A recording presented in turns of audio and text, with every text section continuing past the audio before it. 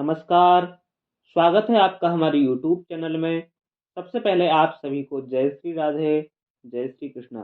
जैसा कि आप सभी जानते हैं, इस चैनल के माध्यम से हम आपको धर्म, आध्यात्मिक एवं व्रत त्योहारों से जुड़ी कई सारी जानकारियां देते रहते हैं।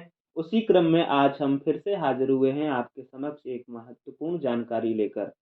वीडियो शुरू करें उससे पहले आपको बता दें, अगर आपने हमारे इस चैनल को अभी तक सब्सक्राइब नहीं किया है तो कृपया सब्सक्राइब कर लें, जिससे आगे की जो जानकारियां हैं उन सारी वीडियोस का नोटिफिकेशन आप तक पहुंचता रहे और आप सारी वीडियोस का लाभ उठा सकें।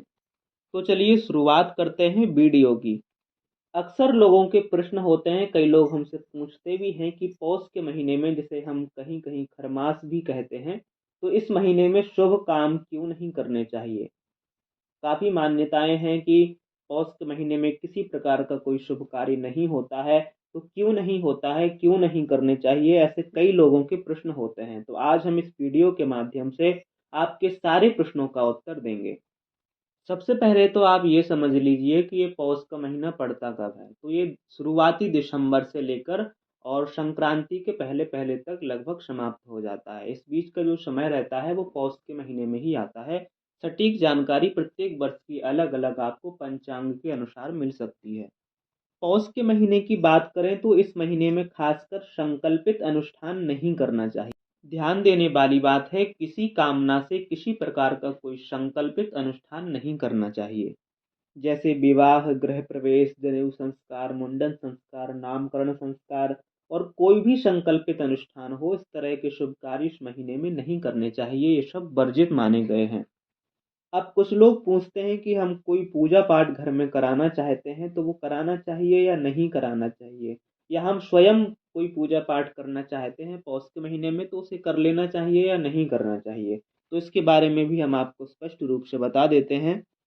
जैसा कि हम आपको पहले ही बता चुके हैं कि संकल्प की पूर्ति के लिए, अपने व्यक्तिगत किसी कार्य की पूर्ति के लिए यदि आप कोई पूजा अनुष्ठान कराना चाहते हैं तो वह इस महीने में निषेध माना गया है, वो नहीं कराना चाहिए।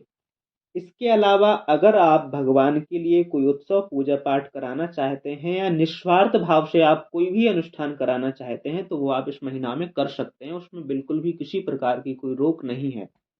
एक बात हमारी याद रख लेना, ये पौष का महीना अशुभ नहीं, आपके लिए अवसर है। अगर आप इसको सही तरह से जानते हैं, समझते हैं और इसका फायदा उठा सकते हैं तो ये आपके लिए अवसर लेकर आता है वर्ष में एक बार।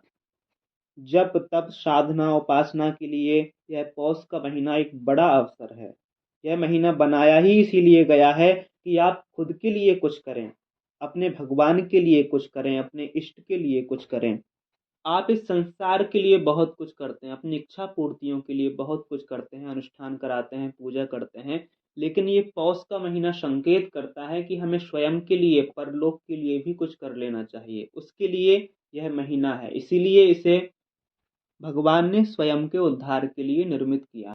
इस पौष महीने की महिमा में इतना कहा गया है कि जो व्यक्ति अगर साल भर सूर्य को अर्घ नहीं देता हो और यदि वह इस पौष के महीने में नियमित रूप से भगवान सूर्य को अर्घ प्रदान करता है तो उसे साल भर के सूर्यार्घ का फल मिलता है। तो इस महीने में विशेषता यही है कि जितना ज़्यादा कर सको स्वयं के लिए और भगवान के लिए, अपने इष्ट के लिए, अपने गुरु के लिए पूजा पाठ करो, अच्छे काम करो, पुण्य धर्म करो। संकल्पित कार्य निषेध माना गया है। इच्छा पूर्ति के लिए कोई काम करते हैं या कोई संस्कार आदि कोई संकल्पित कार्य करते हैं तो वो निषेध माना गया है। बाकी स्वयं के कल्याण के लिए आप खूब पूजा पाठ इसमें करें, बिल्कुल भी किसी प्रकार की कोई रोक टोक नहीं है। इस महीने में खासकर अपने इष्ट देव की उपासना, उनकी आराधना और खासकर सूर्य भगवान की उपासना जरूर करना चाहिए। तो इस वीडियो में इतना ही। आशा करते हैं आपको जानकारी पसंद आई होगी। अगर वीडियो अच्छा लगा है तो वीडियो को लाइक करें, शेयर करें एवं हमारे चैनल को सब्सक्राइब करें। धन्यवाद।